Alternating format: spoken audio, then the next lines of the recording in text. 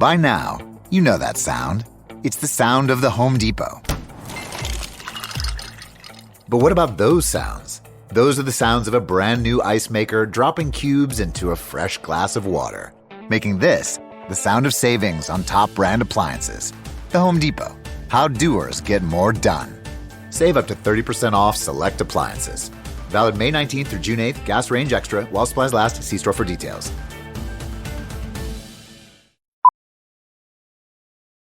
Whether you need to restock the fridge or just have a sudden, intense craving for cheese puffs, Kroger Delivery will get you just what you need in as little as 30 minutes. From groceries to household items, Kroger delivers right to your door. So don't let one major craving have you reaching for your car keys. Open the Kroger app and start your cart, whatever the cart. Kroger, fresh for everyone. Delivery times not guaranteed. Restrictions may apply. See site for details. Hey guys, it's Allie. Welcome back to Infertile AF, the podcast. This is episode 65 called Mathilde. So today's episode is sponsored by Prove, the first 5-minute at-home progesterone test to confirm ovulation. Progesterone is the hormone released after ovulation, and it needs to be elevated high enough for long enough to confirm successful ovulation. Problems with ovulation can make it difficult to get pregnant, but with Prove, you can figure out if you are ovulating successfully right from your very own home. This critical information can change the game when it comes to trying to conceive. What I love most about Prove is that it was invented by Amy Beckley, a PhD scientist and infertility warrior whose journey lasted 3 long years and included 7 miscarriages. She suspected that she was having trouble ovulating properly in her own journey, and lo and behold, she was right. She got a progesterone supplement to help and successfully conceived just a couple of cycles later. Her progesterone miracle is now 6 years old. So you guys know I love female-founded companies, and you know I love products that can truly help you go through this awful infertility road. So check out Prove. The best part is that they're giving Infertile AF listeners a special discount code. Go to provetest.com, enter the code INFERTILEAF20, and you'll get 20% off your very first order. Thanks, Prove. On today's episode, I'm proud to partner with NYU Langone Fertility Center, which performs over 3,000 fertility treatment cycles per year at their 2 convenient locations in Manhattan, New York. With more than 15,000 babies and counting, NYU Langone Fertility Center has been a world leader in providing compassionate and efficient fertility treatment since 1992. You guys, I'm not going to lie, that's the year I graduated from high school because I'm old. But anyway, NYU is amazing. And if you want some more information, you can call them at 212-263-8990, or you can visit their website, which is fertilityny.org, to get started. Again, it's NYU Langone Fertility Center, 212-263-8990, or visit their website at fertilityny.org. Thanks, NYU. Okay, guys, before we get started, I just wanted to let you know that in case you don't already know, Fertility Rally memberships are live. So we launched them about a week ago. Everything's going great so far. The Worst Club with the Best Members is up and running. It's an all-inclusive community created for everybody who's been touched by infertility, going through it themselves, loved ones of people going through it. We've got so much on the site, all these different groups that you can join, and you can create your own groups too. We've got so much blog content, resources, expert information, and then we have tons of virtual events.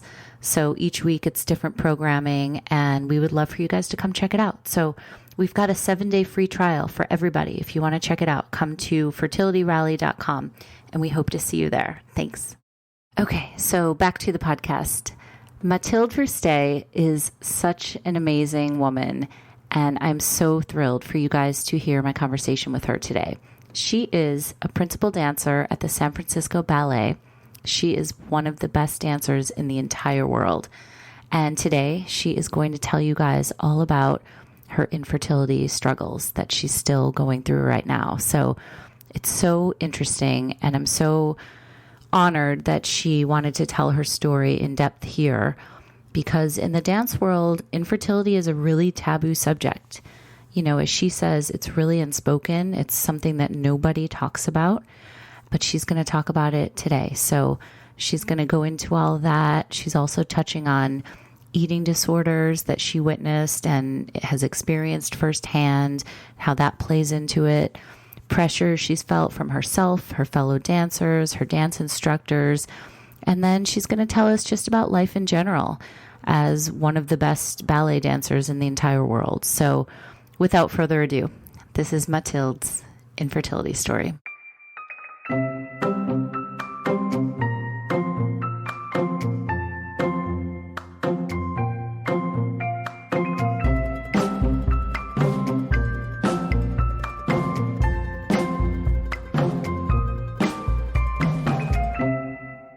I'm so thrilled to talk to you today. I took a deep dive into your Instagram this week, and I've been watching all your videos, and oh my gosh, I mean, I know a lot of ballet stuff.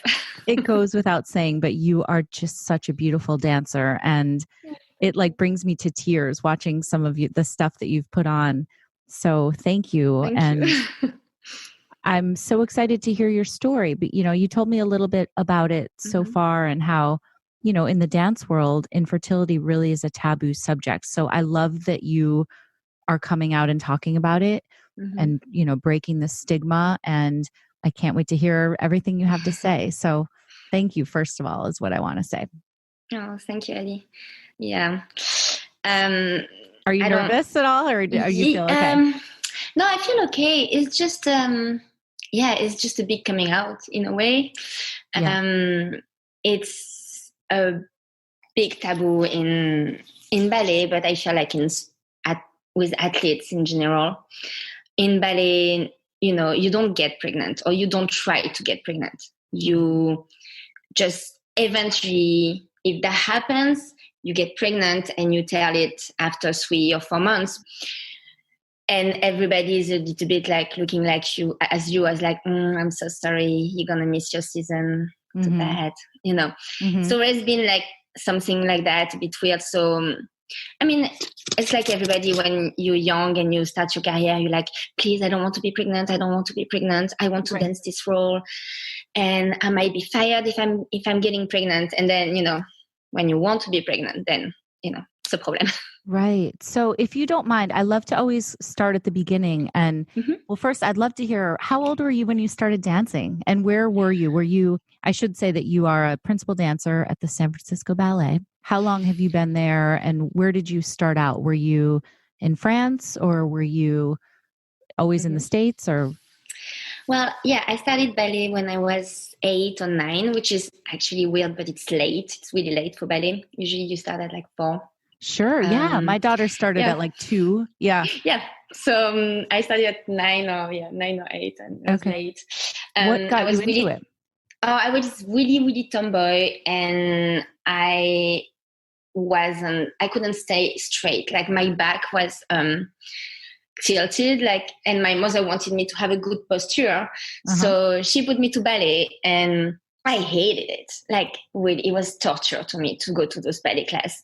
And it was just once a week, 1 hour a day. And it was just horrible, and I hated it. So I tried really my best to be fired, and I succeeded. I got fired of the class, and I had to wait an hour in the dressing room, which was before iPhone and all those things. So it was really boring. What did you do to get fired? Oh, I just didn't pay attention, and obviously wasn't paying attention at all. Didn't want to do any step. Like, you know, I was in the back. And my mom arrived, and she was really upset I got fired. And she was like, well, just for you to know, I paid the whole year. So you can get fired every week if you want, but you're going to continue because I paid it all. So I'm like, shit. And she said, on top of that, you're not going to have your skateboard for a week. And I'm like, what? I was really tomboy. I was more into skateboard and stuff like that than ballet. Wow. And where were you living at this time? In southwest of France, near the Spanish border. Okay. And I was like, oh, shit. So the week after, I wanted my skateboard back, right? So I tried to pay attention, and I didn't want to get fired of the class. And then I was like, well, I can do that. It's not that hard. It's not that painful. It's not that difficult. And then week after week, like I was like, well, I actually like it. Oh. Yeah. So really, really fast because I was late. I got into a professional school, like literally a year after my teacher was like, okay, she's gifted. She needs to go to professional school. And I'm like, oh, what? And she's like, yeah, that can be your job. I'm like, wait, you mean dancing around like that can be my job? I can just like dance around and be paid? And they're like, yeah, pretty much. I'm like, okay, cool, I'll do that. And I was 9 years old and I decided that's going to be my life because at that time it was easy for me, honestly. Mm-hmm. I was really slim and, I had the perfect body for it. So it was just easy. When I arrived in professional ballet school, that was I discovered that, okay, well, that's not going to be as easy as I thought. And it's a real job and it's hard. Mm-hmm. So then that's when I went to professional Paris Opera Ballet School, that I discovered I really tested my passion. Like, do I really want to do that? Or is it just a game? And if it's just a game, you don't make it. Because literally every week, you have teachers telling you that you're fat, that you will never make it. Every year you get fired or you have to redo the class or you pass. Most of the time you get fired. But whenever one of the girls have, boobs showing up, you get fat, you have the fat talk, and so what we had to do, we had to put big piece of tape on a breast because we didn't want our boobs to show up, so it was like really, really hard. Yes. And were there a lot of eating disorders and things? Oh yeah. We all had eating disorder. I mean, if ever we had cookies it was a boarding school, of course. If ever we had cookies, the teacher would, when we were at school during the day, they would come into your bedroom during the day and take all the food we had. If we had cookies, hide them under the bed. Like, it was like a jail, like literally like a jail, Wow. You couldn't hide any food. Yes. What was it like with the other girls? Did you bond with them or was it very competitive? It was really competitive. The school is really competitive. It was hard to bond. And it was really hard. I made friends later when I was professional, when I joined the ballet company after I was 16 years old. But the school, I don't have a good memory of the school.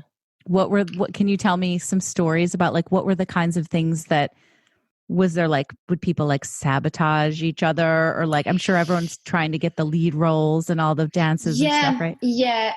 And it's funny because it's somehow more in ballet school than in professional companies. Kids are hard to each other. Yeah. I mean, yeah, it was more like mean in the like, yeah, if somebody was like having boobs earlier than other one, we were like, I'm so sorry. Yeah, you're going to be fired. Yeah. It's bad.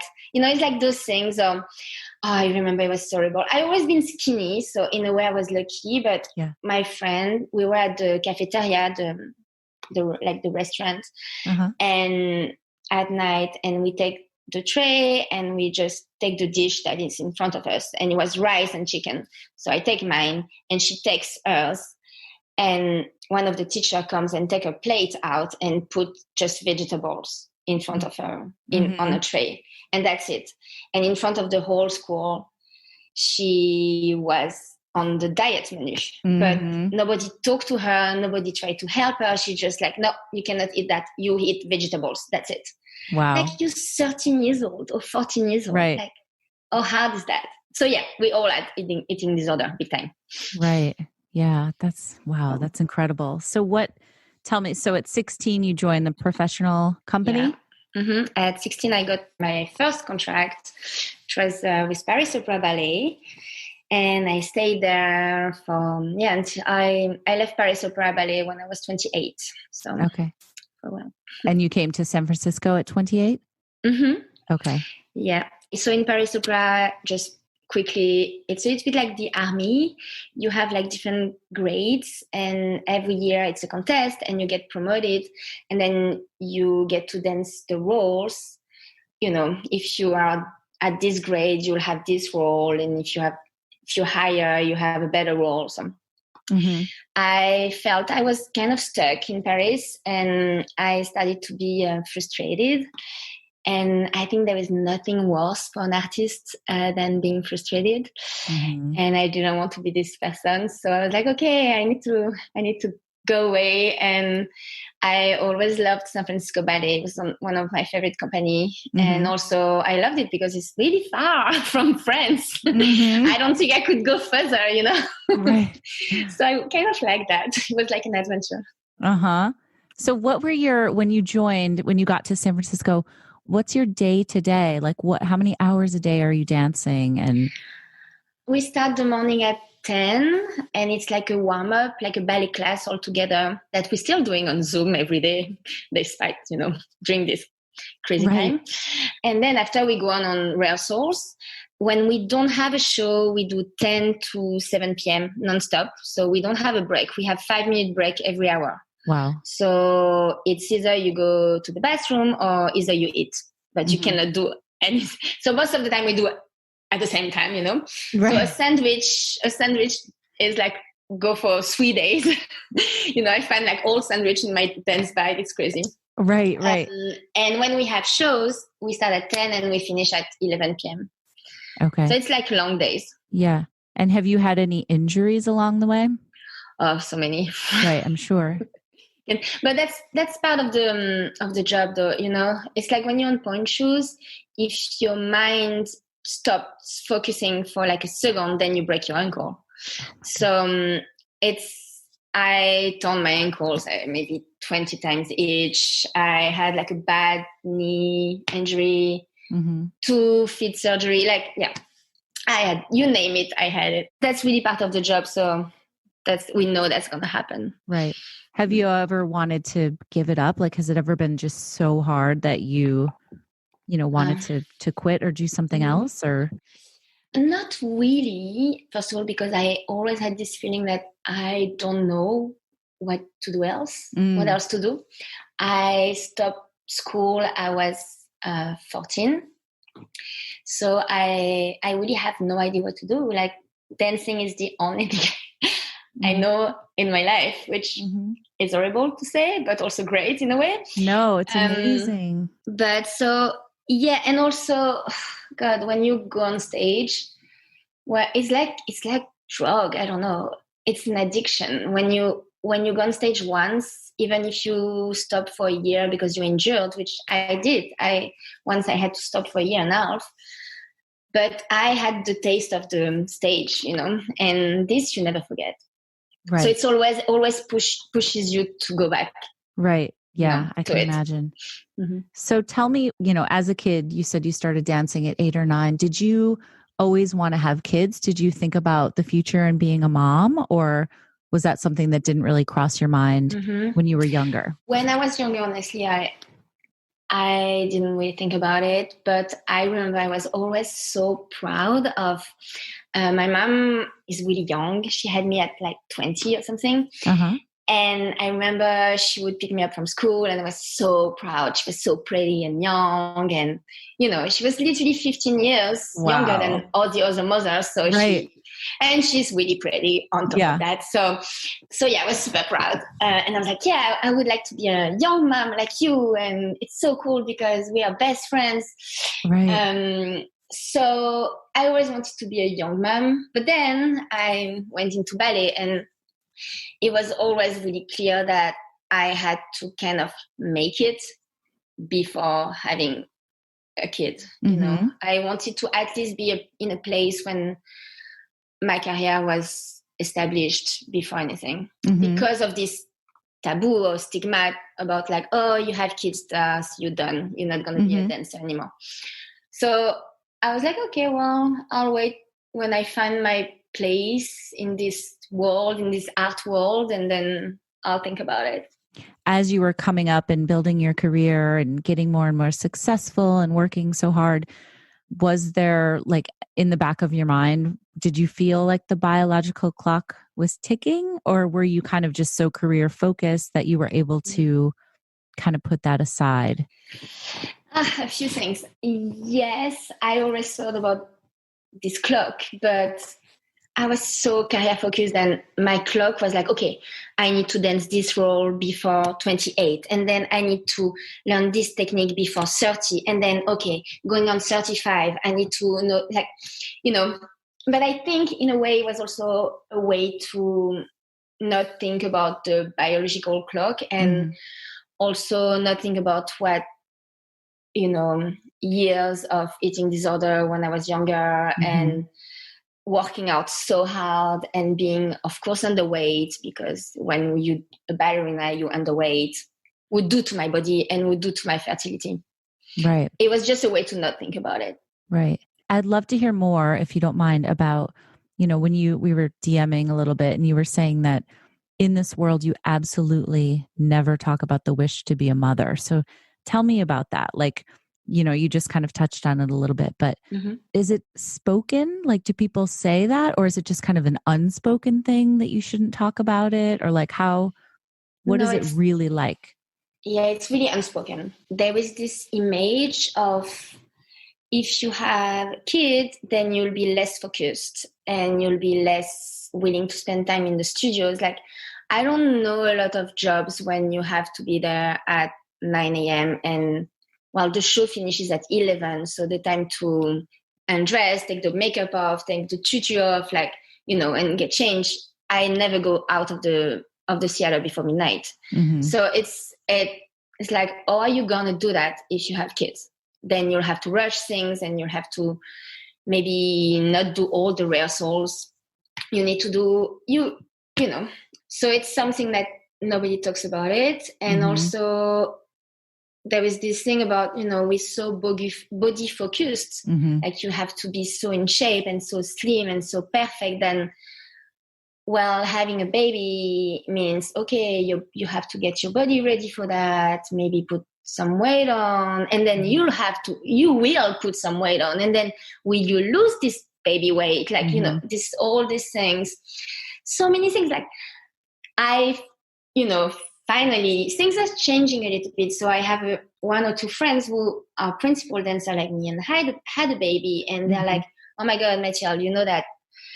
So, in ballet, we do a lot of jumps, and they're like, there is something that you cannot do right away when you come back after pregnancy, that the jumps, like, yes, you can't, like, technically you will pee on yourself, right? Totally. And I was talking with my friend, and she's like, well, the difference in between when the ballet director of the company is a guy or when it's a girl, it's a woman, because the woman will, when you come back from having a baby, she will never ask you to do a solo when there is a lot of jumps, because she'll know.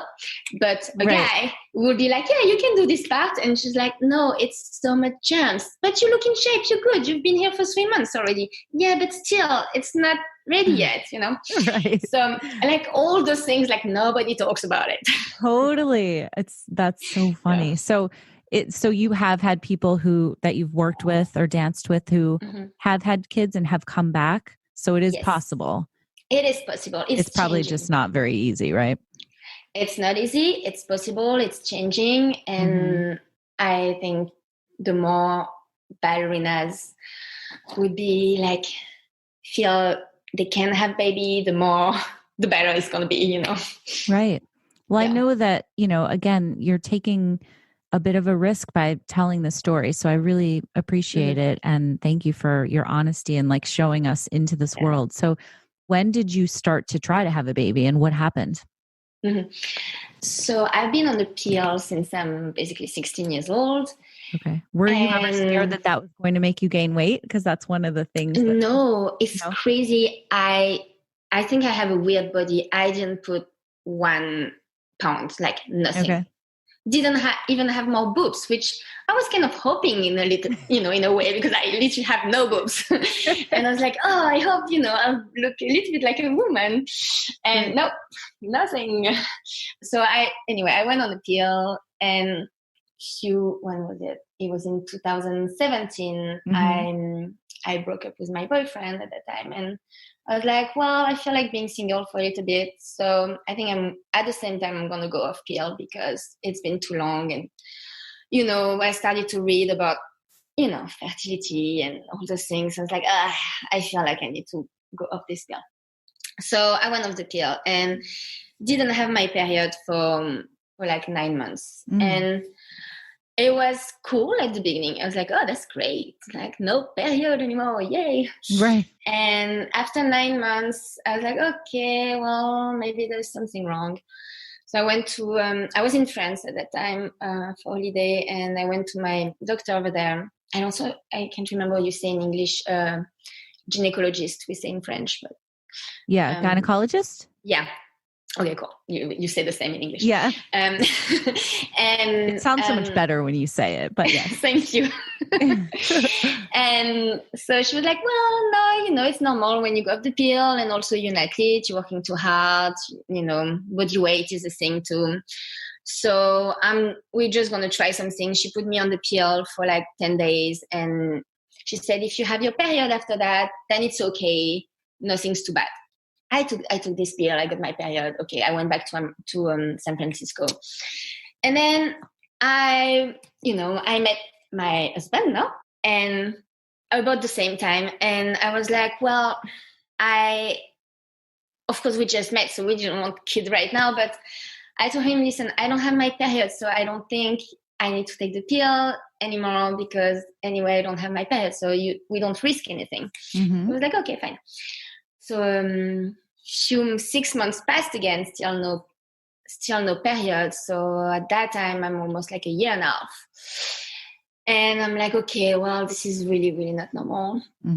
And we started to talk about, my husband is 51 and I'm 35. So I'm like, okay, well, we love each other really much. And let's try to have a baby. But first I need to have my period. So I went to the gynecologist here in America, in San Francisco, and we did all the tests possible. And she was like, well, few things, of course, the same thing, body weight, athletes.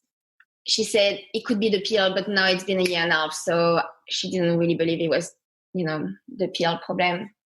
So she said your hormone levels are all really low. So we can try if you want IUI, but I think you should go to IVF. But she said we can try Clomid and IUI, but I want a fertility doctor opinion first. I'm like, okay. So it was a big. Also, you have to know something that it's hard to go to a doctor when you don't speak totally fluently the language. Sure. Like, I had no idea what she was talking about. Right. IUI, IVF. In France is FIV, FIV. So IVF was like, wait, what she's talking about? Is it FIV she's talking about? Right. So I never thought about that. Yeah. Everything is different. All the acronyms and the letters and the, the abbreviations and I have to say that I learned so much more since I'm listening to your podcast than all those months of talking to fertility doctors, because they assume I understand what they say, but literally sometimes I would call my doctor and I had no clue what she said. Right. I'm like, oh my God, I wish I spoke English, because that seems really interesting what she was talking about my ovaries, but I didn't get anything. Right. So that's made it challenging also. I love that you listen to the podcast. Thank you. I listened to every single episode. Oh my God, I didn't know that. Every single from the beginning. So so when she said, she was the first one telling me, okay, you need to see a fertility doctor. So of course, crying and stuff, and oh my God, what's happening? Right. It was like this big thing about I'm always been really successful in my job. Yeah. I got promoted and, I'm principal dancer. Everything I wanted, I had it, and I worked really hard for it. And then I think it's the first time something or somebody or whatever wasn't the best, wasn't successful. Like, I'm used to be the best, I'm trained to be the best. And she was telling me that I wasn't the best at possibly being pregnant. And I was like, no, this is not possible. I was raised to be the best. Totally. So it was a big, slap in the face. Absolutely. That's so interesting that you say that, because it's so true. And, anybody going through infertility knows that. It's, I've said this before, it's like studying your ass off for a test and you get an F, you fail, it's just, and obviously you've worked so hard your whole life to, like you said, be the best. And it's worked in every area except for this one, right? Yep. That's amazing. And then suddenly you're like, all right, okay, well, I'm one of the best dancer in the world, whatever. But what it is, if I cannot have a baby, like, and, it's like spinning in my head. It was like, okay, well, I worked so hard to be this dancer, but at the same time, I destroyed my fertility. So it's like my happiness made me so unhappy, right? Is making me so unhappy right now. Like, I did that to myself. Like, I destroyed it myself because I worked too hard, because I wanted to be too slim, and because, like, I did that to myself. It's not like I listened to your podcast and there was people who have disease and stuff. I didn't. I just did it to myself. And that's like super hard. And I went to this time also when that's funny when you asked me earlier if I wanted to, if I ever thought about stopping dancing. And that's the only time when I was like, I want to stop dancing, because I would go to the studio and rehearse all day. And I was like, it's because I'm doing that, then I cannot have a baby. Like, I hate what I'm doing right now. I hate this job that destroyed my life. And like, it was like a really dark time. Yeah. I'm so sorry. I couldn't even stand being on stage. Like, I was like, all those people, these 3,000 people in the audience. And I'm like, all those people, they are like coming to see me dance, but it's because I'm doing that, then I cannot have a baby. And all those people, they have babies, Yeah. So it's just like horrible. Wow. That's so intense. I'm so sorry that you feel that way, or that you felt, that felt that way. That's really rough. Yeah, it was a rough time. Yeah. Today's episode is sponsored by Chatbooks. If you're like me, you have approximately 10 scrolling photos on your phone and you're not sure what to do with them all. But recently, I discovered Chatbooks, which makes it beyond easy to print your photos straight from your phone into custom photo books. And the cool thing is that with Father's Day coming up, you can create a personalized Father's Day gift for your dad or a loved one in your life in less than 10 minutes. I don't think my father-in-law is listening to this podcast right now, but don't tell him that he's getting his own custom chatbook for Father's Day, and I made it directly for my phone in just a matter of minutes. Chatbooks photo books offer soft cover or hardcover options, a range of sizes from 6x6 to 10x10, and several chic spine and cover colors and designs. So here's what you need to do. Download the Chatbooks app to get started today and use the code DAD20 to get 20% off your Father's Day photo book. That's it. Easy peasy. And a gift that whoever receives it will not soon forget. Again, go to Chatbooks app, use the code DAD20, and you'll get 20% off any photo book. Thanks, Chatbooks. At JCPenney's Memorial Day sale, sizzling deals are on, with store-wide doorbusters all weekend. Or bring home savings up to 50% during our Memorial Day home sale. Save even more with your coupon. And for all former and active military personnel, enjoy an extra 10% off in-store. Just show a valid military or VA ID at checkout. Shopping is back. JCPenney. Coupon valid on select styles through 5/30. Some exclusions apply. Doorbusters valid 5/26 through 5/30 and excluded from coupons. See store or jcp.com for details. But then I went to PCF. I've seen like you actually Pacific Fertility Clinic, actually PFC. Sorry, all in French reversed, No, that's okay. And they're really awesome. Yes, they are. That was my advertiser this week. Yeah, I know. I've seen that. Oh, I didn't know that you work with them. I love them. They're so great. Yeah, really. They've been nothing but amazing from like the first day. And I don't know, even the doctor came to see me dance and stuff. Like we are super, they're really awesome. And yeah, we talked and decided then we would try first IUI because in the meantime, I started to take all those like pills and, stuff and do all this, like, as you call it, woo-woo stuff and acupuncture and everything. And I have to say, I don't know why. I don't know if I suddenly, because I had a hard time working at the ballet, this dark time, I took it a little bit slower. I don't know what it is, but my hormone levels came up a little bit. It was much better. Mm-hmm. So she was like, well, let's try Clomid and IUI and we'll see. So we were almost ready to start. But then the fertility clinic, they always call me and say, hey, Murad, my husband, needs to do his semen analyze, right? Mm-hmm. Because we're not going to do it if he needs to do this test. And I'm like, yeah, I keep on telling him, but he's a guy and he doesn't want to do that. And I'm like, well, there is no, he has to do it. I'm like, okay, cool. Thank you for your help. Okay. Right. So I'm like, hey, love, you need to do it. And he's like, no, I'm not doing that. Okay, listen, how many ultrasound did I do? Like, how many acupuncture? Like, I think you can do that. It's not too hard, Right. So anyway, he finally did it. And we had kind of a bad news. And his results were actually really bad. The motility was like, so bad.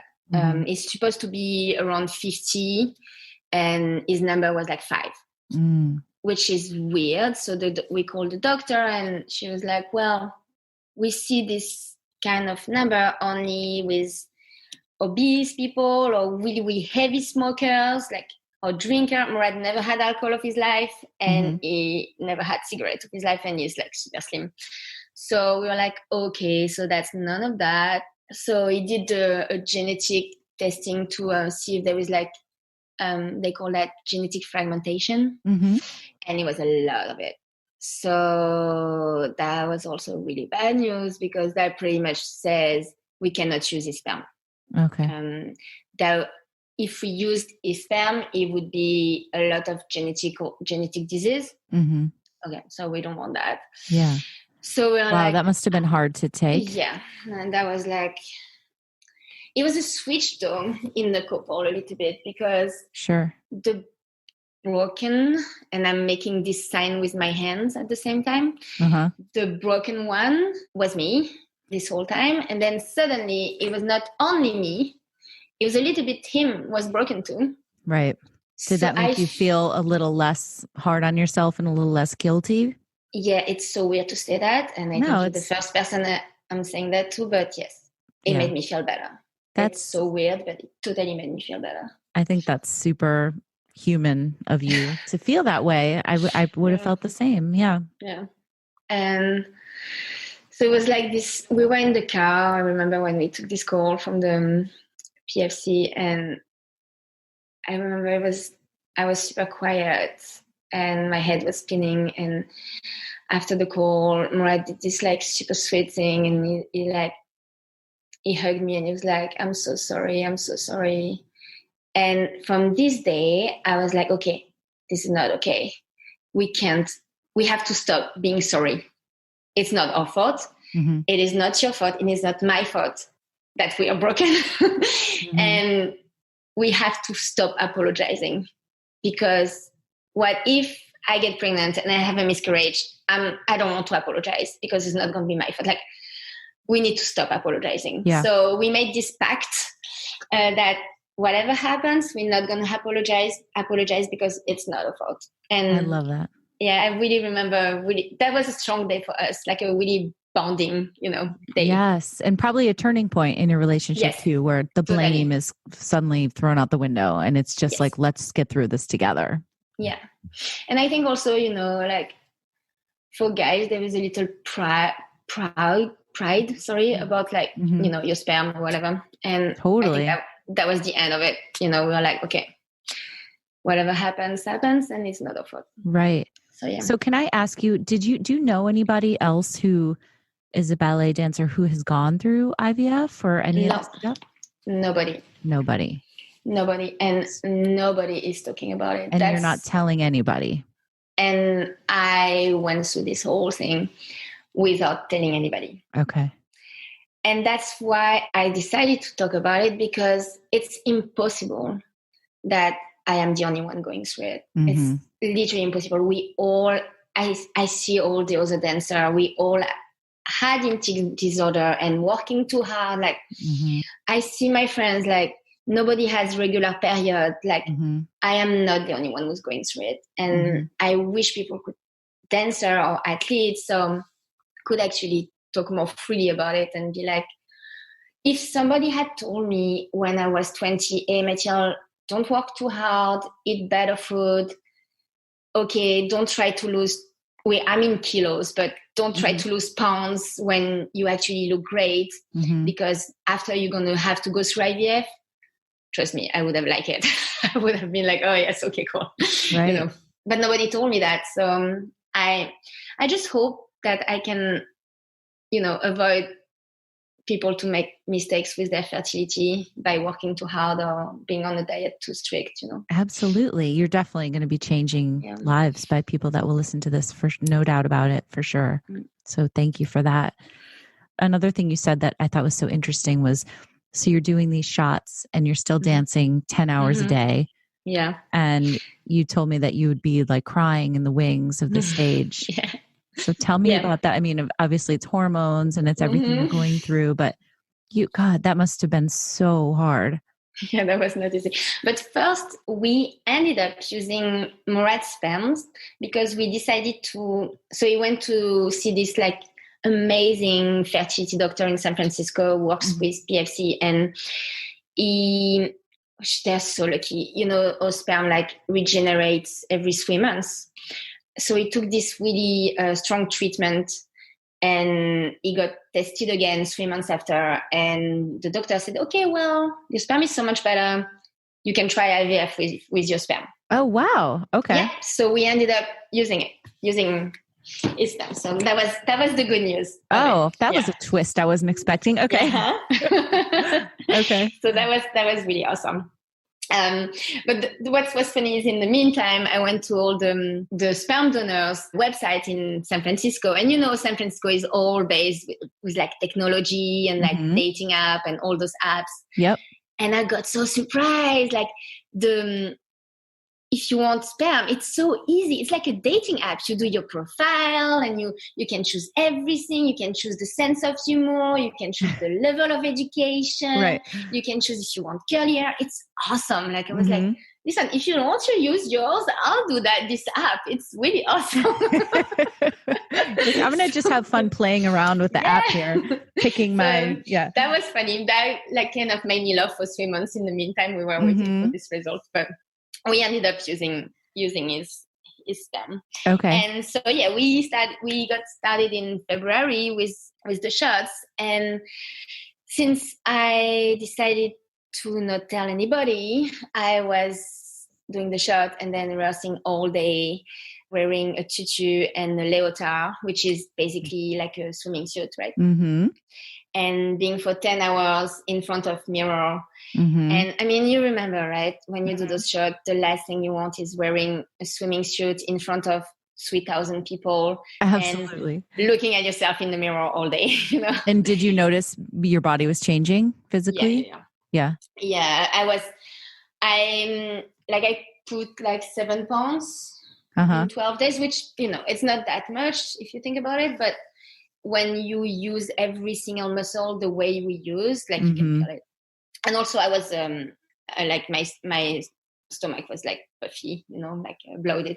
Yeah. Were people saying anything to you? Yeah, I did. It was funny. So I did got the fat talk. You did?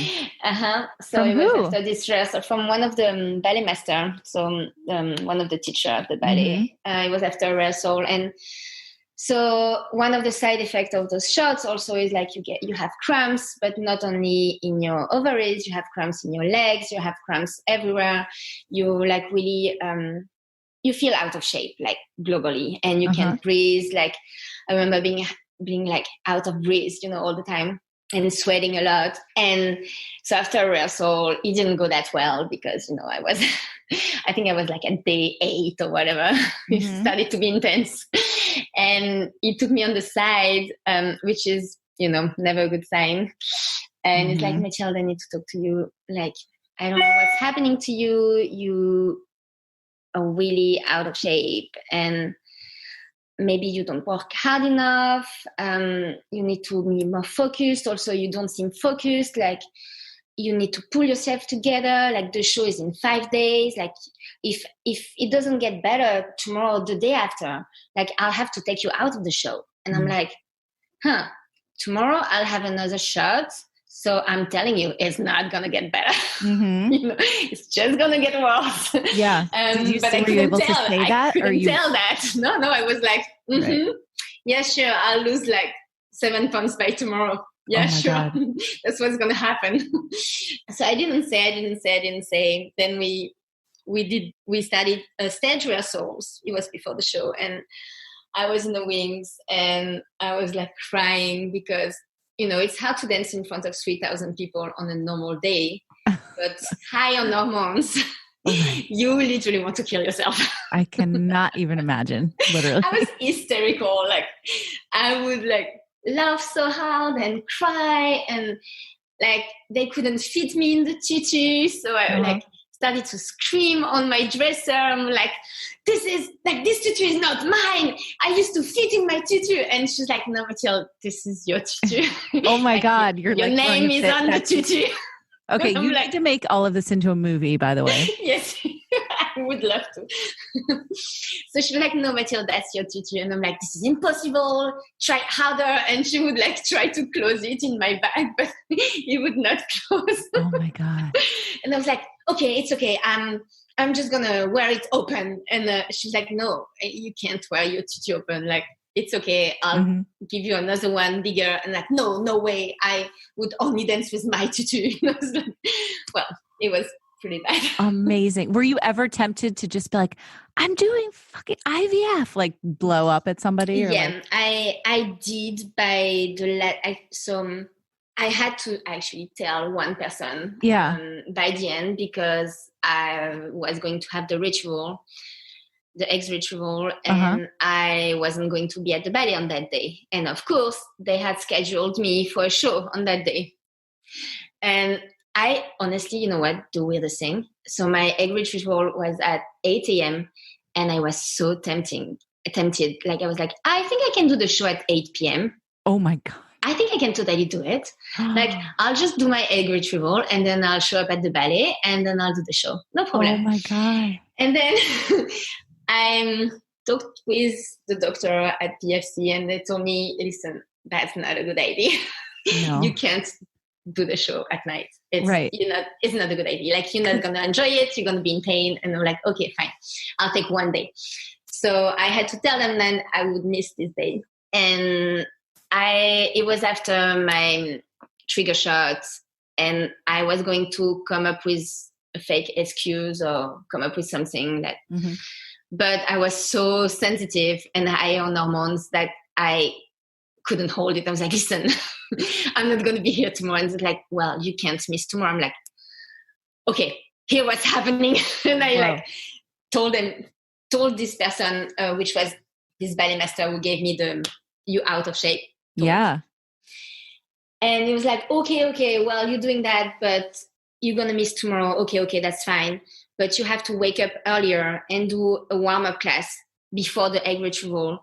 And like that, you'll be less out of shape in 2 days. And I'm like, I'm not waking up at 4 a.m. to do a ballet class. I'm sorry. So this is a guy ballet master? Yeah, and this is a guy ballet master, of course. Yeah. Do you think it would have been different if it was a woman? Yes, it would. Yeah. Yeah, of course it would. Yeah. Yeah. So I got the egg retrieval and the day after I was at the ballet. So you did take the day off, thankfully, right? Yes. But you I were did. back the very next day? Mm-hmm. That's Yeah. amazing. Yeah, that's insane. And how was it? It was painful, but I was happy I did it. I was still, like you still have all those hormones in your body, so I was still super sensitive, but I was really happy I did it. I think I was kind of proud of myself. Mm-hmm. It seems like a big achievement. Absolutely. So this was just a couple of months ago, right? Yeah, that was in February. Okay. Yeah. So how did the retrieval go? Like, how many eggs did they get and all that? And So I was really happy because the whole shot time, they were like, yeah, you don't have a lot of eggs. I mean, so they're like, okay, maybe 6 or 7. They ended up taking 13, wow. which I was super surprised. Mm-hmm. On the 13, 10 were mature, and then 9 got fertilized. And then, you every day you lose some, right? Which it's so weird. Like every day you connect to this app, again, an app, we're in San Francisco. And and then you see, okay, today I have 8. Okay, today I have 7. Oh, wow, the big drop tomorrow. It's only 5. Like, it's just like, it was so stressful. Yeah. But also it seems so irreal, Totally. You just see a number and you're like, is it really my eggs? Is it really my future? Is it really possibly some babies? I never had the app. Things have changed a lot, even in the last, 6-7 years. It's crazy. Yeah. But you know what? In a way, I like better having the app because one day somebody called me from the clinic and again, I couldn't understand anything she said. Oh yeah. I was like, what? Can you send me an email? Because I don't understand what you're talking about. Exactly. So it was actually helpful for me to have, Right. And so we ended up sending 4 eggs to the genetic testing. Mm-hmm. And, by that time I Googled so many things and all the things. And I was like, well, after the genetic testing, it's so little percentage of it will pass it, So if they tested 4, then I'll be lucky if I have 1. Mm-hmm. And that's what the doctor said also because of Murad's history of genetic fragmentation, Right. So honestly, I was really almost ready to do another round of IVF, of shots. I was like, okay, well, it's okay. It was a first try. Right. And then the doctor called us. And I remember that day, I had totally forgotten they would call us. We were like arguing in the car. And then I received this call and I'm like, oh shit, that's today. That's the result. And I'm like, okay, we need to pull ourselves together. I was literally screaming in the car. I don't know. I was upset or something. And so we shut up and suddenly she said, we had 3. Whoa. So it's amazing that we got 3 good out of 4. Right. So 3 healthy embryos that have been tested. Okay. Yeah. And 3 girls. Oh, wow. Did they tell you right then that it was 3 girls? Yeah. We wanted to know. Okay. Not that I wanted to choose. I wanted them to transfer the strongest. Yes. They say. Right. But, as a curiosity. Absolutely. At that point, you know what? I learned so much about myself, then I can know that, Absolutely. Yeah. The inside of myself doesn't have any secret anymore. Totally. What's happening now? So, by all the testing, it takes 3 weeks. It was beginning of March. And then the COVID happened, right? So okay. We were, I think at that point, I had decided to wait the end of the ballet season. So the ballet with the season, so from July to December, it's what we call the off season. So it's only rehearsals. So we learn new ballets, we go on tour, we create new ballets, but we don't really go on stage in San Francisco. Mm-hmm. And from January to May, we have 7 shows a week. Right. Beginning of March, they cancel the whole season. So that's why we've been training. Gotcha. With Zoom and oh right, I saw the video where you had gotten the flooring. Yeah. And you were doing. Yep. Okay. But when we got the result of the testing with Morad, we had decided, okay, I'm going to finish the ballet season. That was before COVID. And we'll do it after the ballet season because, when they do the transfer, doctor told me I need to take it easy for at least 2 weeks. No ballet, no jumping, no high extensions for 2 weeks. And I'm like, I'm going to be in the middle of the season. I don't want to feel guilty trying to have a baby. And I feel like if I do that while I'm supposed to dance, it's not going to be good karma because I'll feel guilty and I don't want to send these vibes, down there. So totally. I'll wait the end of the season, which it's May. So it's like right now. Right. So right now it's just hard with this whole COVID thing. I know. I'm an artist and Murad is a chef.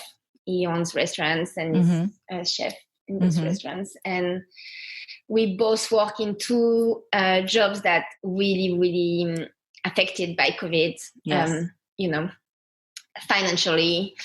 And also the future is so insecure for him and for me. So it's just so hard because when this COVID started and the ballet got canceled, I was happy. I was like, yeah, we can do the transfer right now. Right. And I remember talking to Murad. I was like, hey, so because I don't have to dance anymore, can we do the transfer now? And he's like, are you kidding me, Mathilde? And I'm like, what?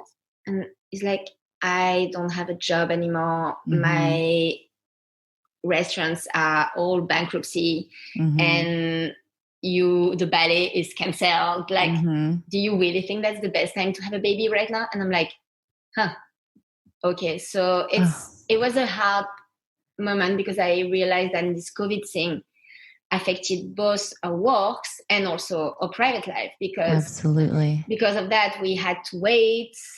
So it's been hard. It's been really hard. Yeah. There's so much waiting anyway. And then add this freaking COVID on top of it and just adding more uncertainty. And I would imagine, not to put words in your mouth, but you're such a controlled person and disciplined. So to have something be out of your control where you literally can't do anything about it right now must feel really terrible. Yeah. It's exactly that. I'm sorry. But also it's,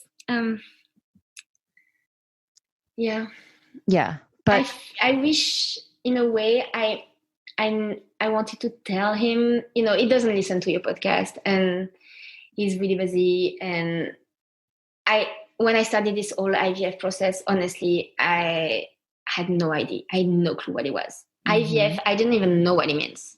Yeah, I didn't either. Doctor told me for 30 minutes. They told me IVF. And for me, IVF in French is FIV, F-I-V. Right. So I was like, what she's talking about? Right. I need to do IVF. What? Like, so I just enter, like everybody was entering this IVF world. It's all new. But I learned so much listening to your podcast, to be honest. Oh, that's good. And also I listened to all those women's story and I know that the chance of me doing the transfer and having a baby right now is so small. Well, you never know. I mean, it's really, I mean, I feel like there's so many factors that go into it and there's so much, there's a little bit of like luck involved, I believe as well. And, it sounds like at least, you've got these embryos that are sitting on ice, right? Waiting for you. I know. So, but I just want to tell him like, listen, there was a big chance that I'm not going to be pregnant right now. So it can be for years and years and years. So we might as well just try now because I'm listening to all this amazing women's story on your podcast. And some people, it took years. So I'm like, let's just start now because we're just losing time right now. So the fact is that the clinic would do it. It's just, he's not ready right now. I think he will be soon. I think we're gonna do it soon. Okay. I think he's just scared. He's scared, Yes. Totally. Guys, I don't know if it's guys or whatever, but he has this idea of like providing for the family. And 100%.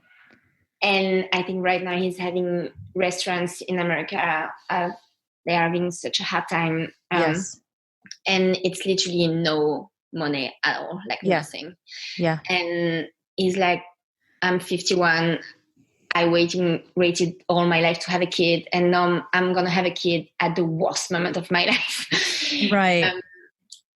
The moment when we couldn't even pay the rent last month. So it's like, Mathilde, we can't pay the rent, or are we going to have a baby right now? And I'm like, yeah, you have a point.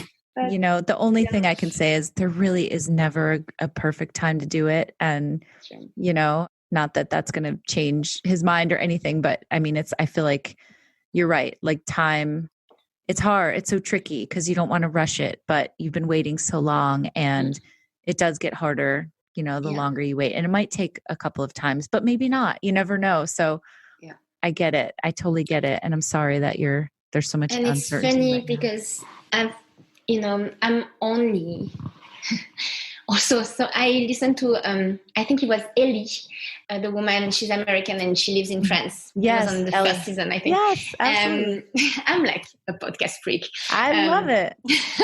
And so she had IVF in France. And it's funny because I think in November, I went back to France, and since I was there for 2 weeks, I was like, okay, well, I'm going to see doctors in France and I'll do acupuncture and all those things in France. I don't want to lose time, Uh-huh. That's a big thing in me also. And talking to doctors in France saying like, I'm 34 and I'm like old and stuff. Like, my time, I'm on the clock, and they're like, no, you're only 34. What are you talking about? Yeah. So there is such a big difference between doctors in France. Like, you're 34 and you're doing IVF. They're like, what are you talking about? Mm-hmm. Then here in America, every time I talk to a doctor, they're like, 35. Yeah. Okay, well, you're on the edge. I'm like, what are you talking about? They're like, you old ass lady. Yeah, I know. So it's rough. But also Murad is 51. And I know for guys it's less important, but it's more a matter of like, I want him to get to spend time with his kids. Totally. Or kid, whatever we'll have. So we do have a clock, Okay. Well, I'm rooting for you so hard. Before we get off, I wanted to ask, since coming out with this story, you've talked about it a little bit on Instagram, and I don't know about if anywhere else, but when this comes out, it'll be out there even further. Have you gotten any backlash from anybody, or like, are you nervous about any sort of reactions you're going to get from like the dance community or anything like that? I mean, I would hope not, because you're doing a good thing by telling your story, but I wonder if I was really surprised by how many messages I got. Like, it was nonstop for like 2 weeks.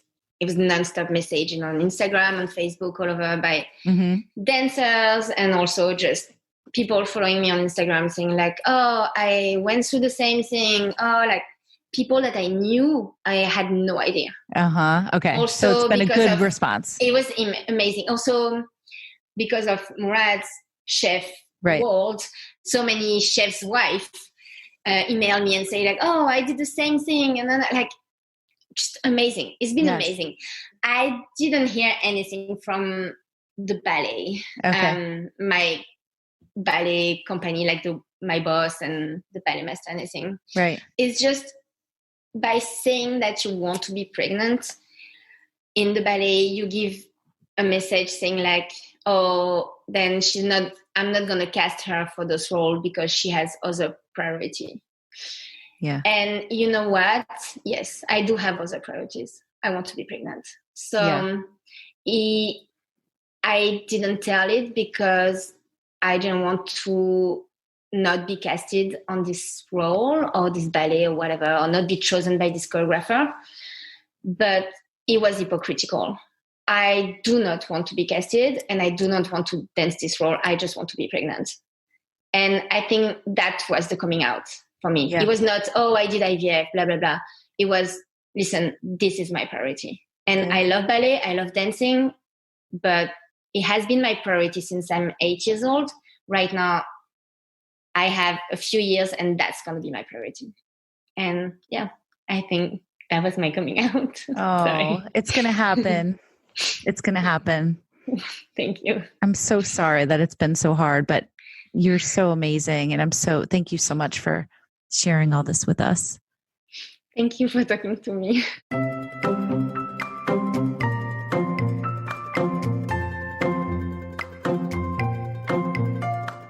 Hey again, guys. Oh my God, I love that conversation so much. And she's just the coolest. And I'm so proud of her for coming out and getting into all the details of that and for just sharing her story to help other people. So hope you guys enjoyed it. Mathilde, thank you again for everything. And I will talk to you guys next time.